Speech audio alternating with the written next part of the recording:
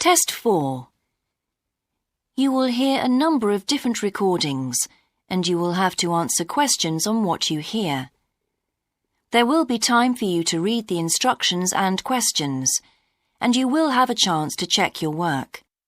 All the recordings will be played once only. The test is in 4 sections. At the end of the test, you will be given 10 minutes to transfer your answers to an answer sheet. Now turn to Section 1.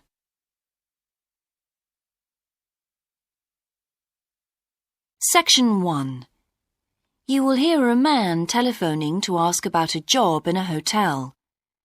First, you have some time to look at questions 1 to 4.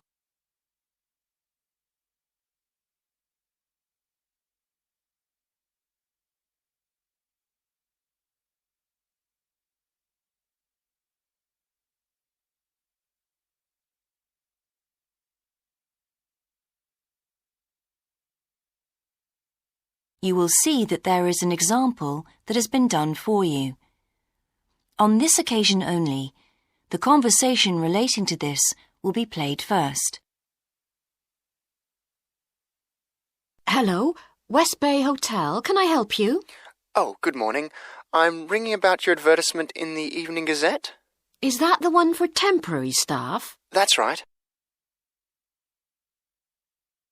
The advertisement is for temporary staff, so temporary has been written in the space. Now we shall begin. You should answer the questions as you listen, because you will not hear the recording a second time. Listen carefully and answer questions 1 to 4. Hello, West Bay Hotel. Can I help you? Oh, good morning. I'm ringing about your advertisement in the Evening Gazette. Is that the one for temporary staff? That's right. Yes, I'm afraid the person who's dealing with that isn't in today, but I can give you the main details if you like. Yes, please.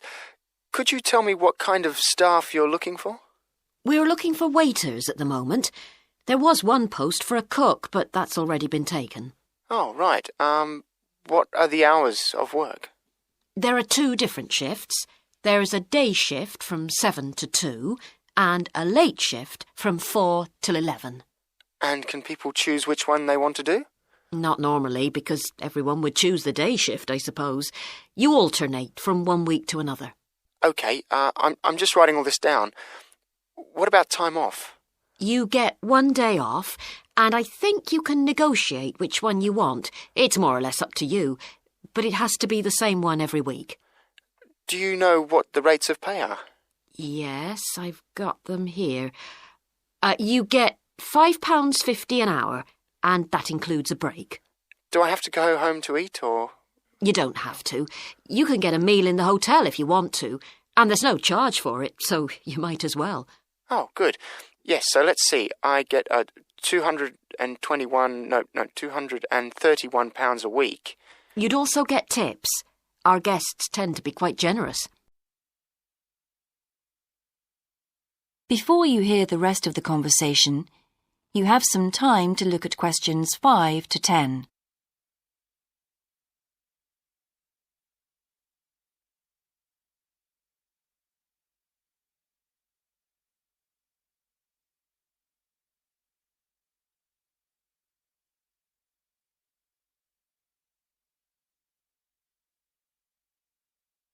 Now listen and answer questions 5 to 10.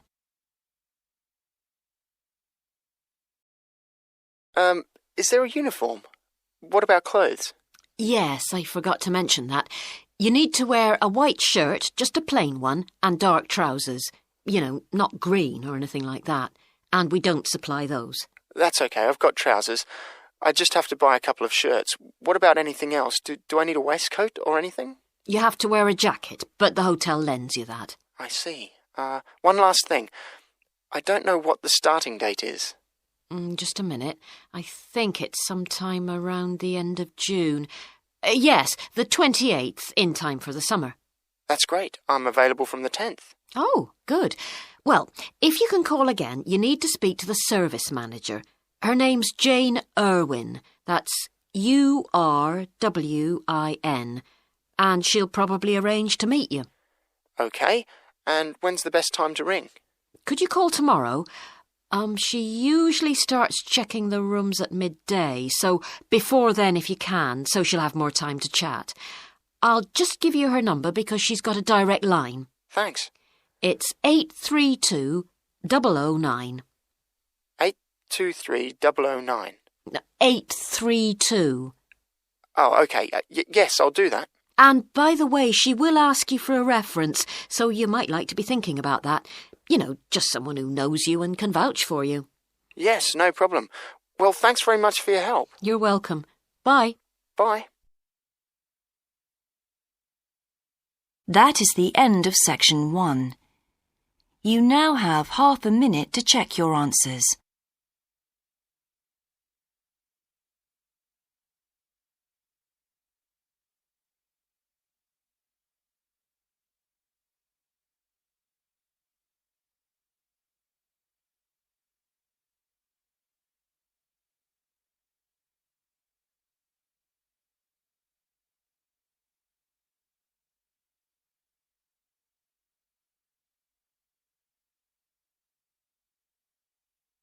Now turn to section 2.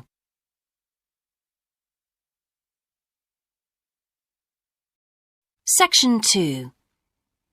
You will hear a man being interviewed on local radio about a plan to improve a suburb called Red Hill. First, you have some time to look at questions 11 to 13.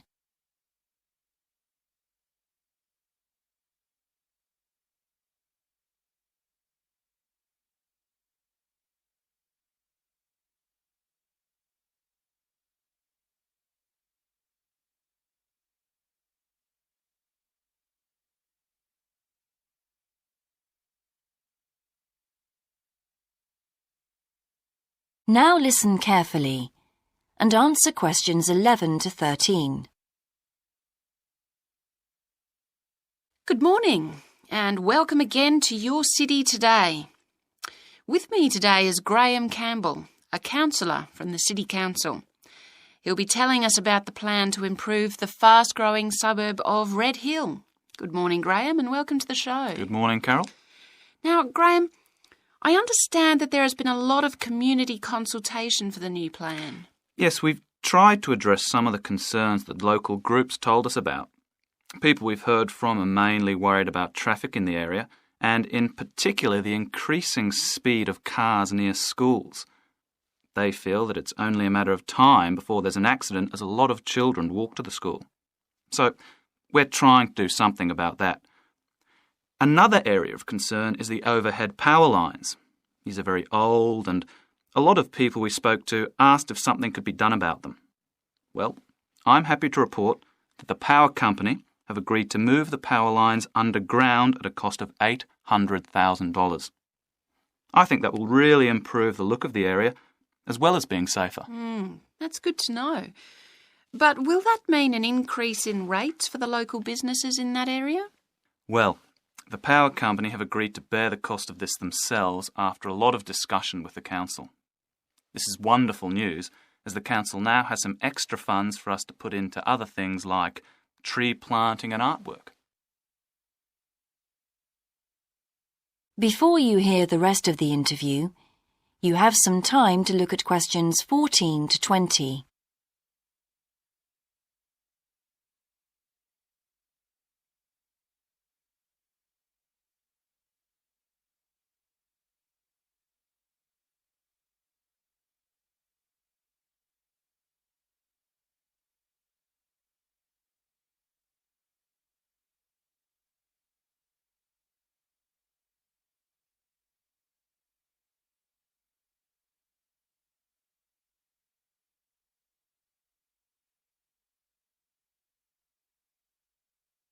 Now listen and answer questions 14 to 20. Now, we've also put together a map which we've sent out to all the residents in the area. And on the map we've marked the proposed changes. Firstly, we'll plant mature pine trees to provide shelter and shade just to the right of the supermarket in Days Road. In order to address the traffic problems, the pavements on the corner of Carberry and Thomas Street will be widened. This will help to reduce the speed of vehicles entering Thomas Street. We think it's very important to separate the local residential streets from the main road, so the roadway at the entrance to Thomas Street from Days Road will be painted red.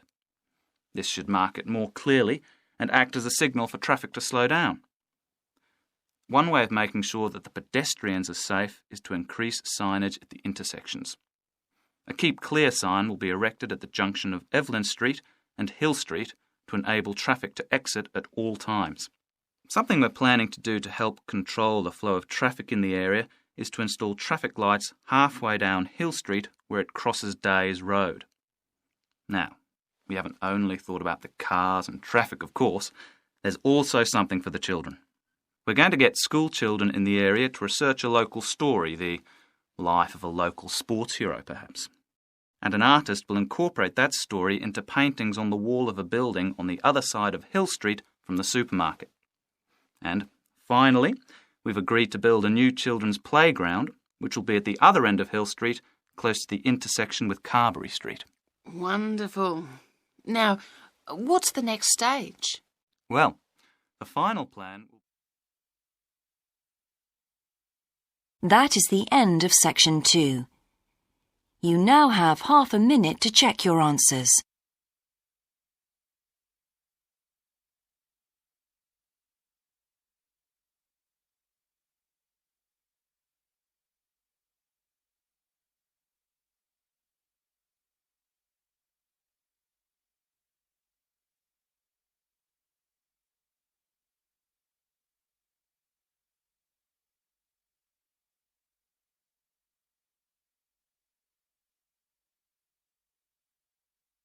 Now turn to section 3.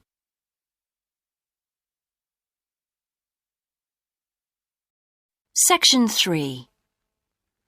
You will hear two students called Dan and Jeannie discussing their studies at university.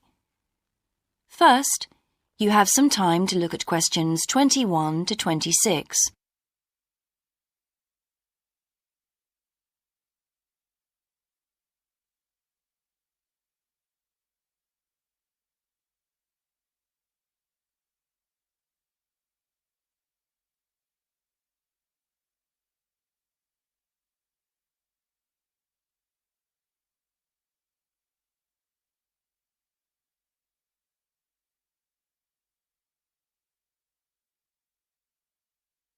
Now listen carefully and answer questions 21 to 26. Hi, Jeannie. How's it going? Oh, hello, Dan. Pretty well, thanks. Have you managed to get the money for the course yet? Yes, that's all sorted out now, thanks. It took long enough, though. It was practically a year ago that I applied to my local council for a grant, and it took them 6 months to turn me down. That's really slow. And I thought I was eligible for government funding, but it seems I was mistaken. So then I asked the boss of the company I used to work for if they would sponsor me, and much to my surprise, he said they'd make a contribution. But what about college grants and scholarships? There must be some you could apply for. Yes, there are, but they're all so small that I decided to leave them until I was desperate. And in fact, I didn't need to apply. My parents had been saying that as I already had a job, I ought to support myself through college. But in the end, they took pity on me, so now I've just about got enough. That's good. So now I can put a bit of effort into meeting people. Haven't had time so far. Any suggestions? What about joining some college clubs? Oh, right. You joined several, didn't you? Yes. I'm in the drama club. It's our first performance next week, so we're rehearsing frantically, and I've got behind with my work. But it's worth it. I'm hoping to be in the spring production too. I've never liked acting. Are you doing anything else? I enjoyed singing when I was at school, so I joined a group when I came to college. I don't think the conductor stretches us enough, though, so I'll give up after the next concert. And I also joined the debating society. It's fun, But with all the rehearsing I'm doing, something has to go, and I'm afraid that's the one. Do you do any sports? Yes, I'm in one of the hockey teams. I'm not very good, but I'd really miss it if I stopped. I decided to try tennis when I came to college, and I'm finding it pretty tough going. I'm simply not fit enough. Nor me.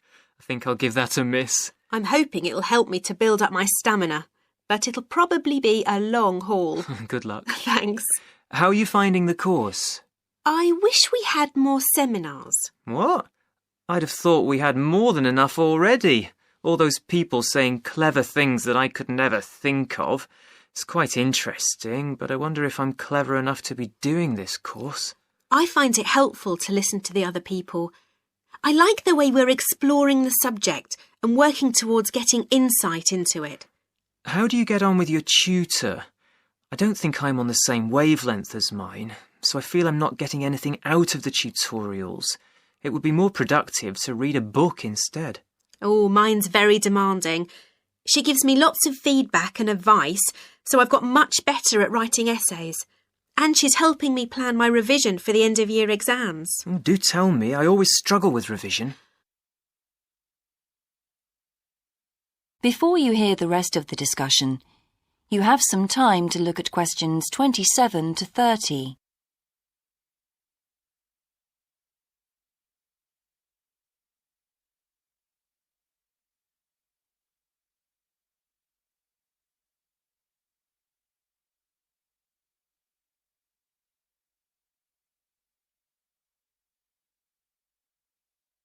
Now listen and answer questions 27 to 30.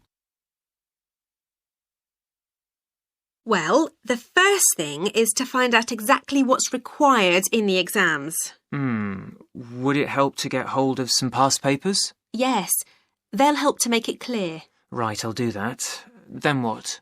Then you can sort out your revision priorities based on what's most likely to come up. I put these on a card and read them through regularly. Uh-huh. But that isn't enough in itself. You also need a timetable to see how you can fit everything in the time available. Then keep it in front of you while you're studying. I've done that before, but it hasn't helped me. Maybe you need to do something different every day.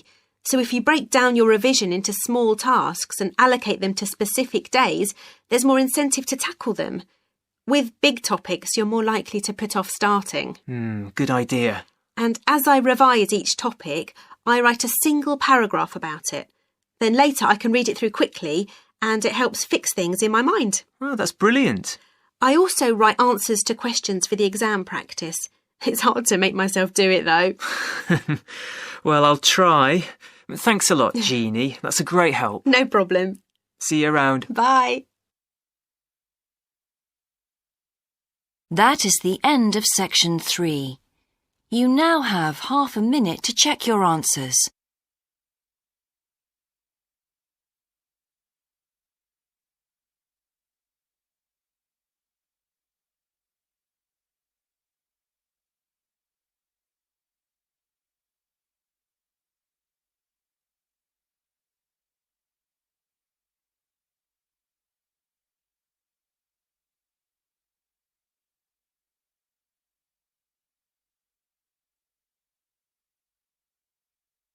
Now turn to section 4.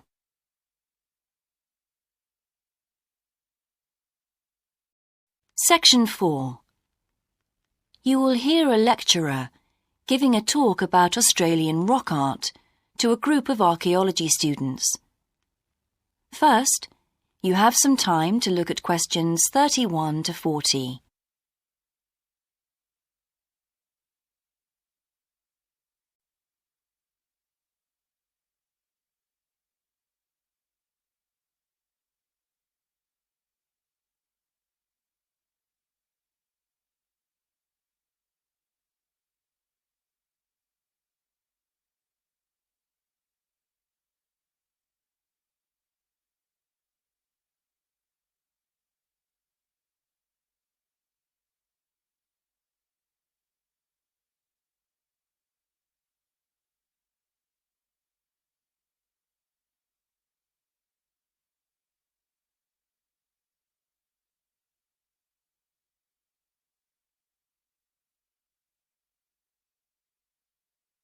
Now listen carefully and answer questions 31 to 40. Good morning, everyone. I've been invited to talk about my research project into Australian Aboriginal rock paintings. The Australian Aborigines have recorded both real and symbolic images of their time on rock walls for many thousands of years. Throughout the long history of this tradition, new images have appeared and new painting styles have developed. And these characteristics can be used to categorise the different artistic styles. Among these are what we call the dynamic, yam, and modern styles of painting. One of the most significant characteristics of the different styles is the way that humans are depicted in the paintings. The more recent paintings show people in static poses, but the first human images to dominate rock art paintings over 8,000 years ago were full of movement. These paintings showed people hunting and cooking food, and so they were given the name dynamic to reflect this energy. It's quite amazing considering they were painted in such a simple stick-like form. In the yam period, there was a movement away from stick figures to a more naturalistic shape. However, they didn't go as far as the modern style, which is known as X-ray because it actually makes a feature of the internal skeleton as well as the organs of animals and humans. The yam style of painting got its name from the fact that it featured much curvier figures that actually resemble the vegetable called a yam, which is similar to a sweet potato. The modern paintings are interesting because they include paintings at the time of the first contact with European settlers. Aborigines managed to convey the idea of the settlers' clothing by simply painting the Europeans without any hands, indicating the habit of standing with their hands in their pockets. Size is another characteristic. The more recent images tend to be life-size or even larger, but the dynamic figures are painted in miniature. Aboriginal rock art also records the environmental changes that occurred over thousands of years. For example, we know from the dynamic paintings that over 8,000 years ago, Aborigines would have rarely eaten fish, and sea levels were much lower at this time. In fact, fish didn't start to appear in paintings until the yam period, along with shells and other marine images. The paintings of the yam tradition also suggest that during this time, the Aborigines moved away from animals as their main food source and began including vegetables in their diet, as these feature prominently. Freshwater creatures didn't appear in the paintings until the modern period from 4,000 years ago.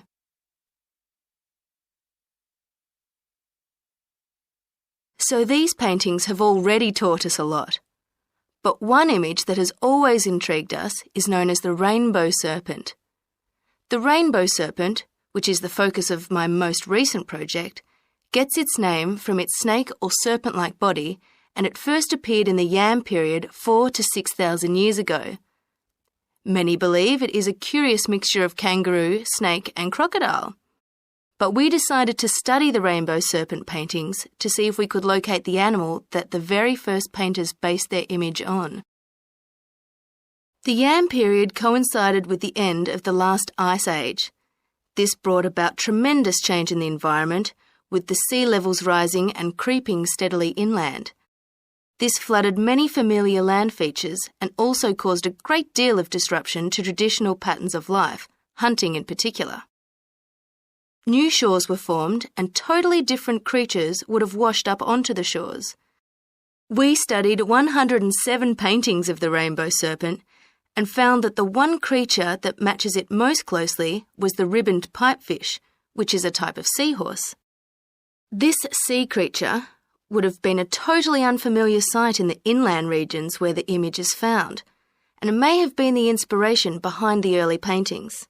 So, at the end of the Ice Age, there would have been enormous changes in animal and plant life. It's not surprising, then, that the Aborigines linked this abundance to the new creatures they witnessed.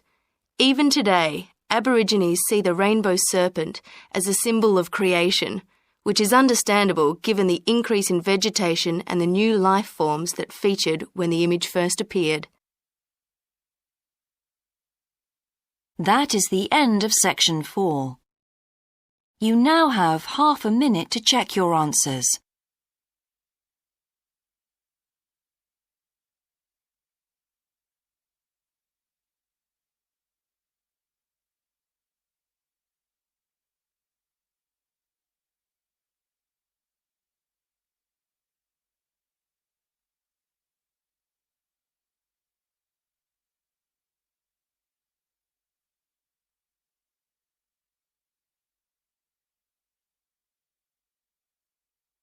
That is the end of the listening test. In the IELTS test, you would now have 10 minutes to transfer your answers to the answer sheet.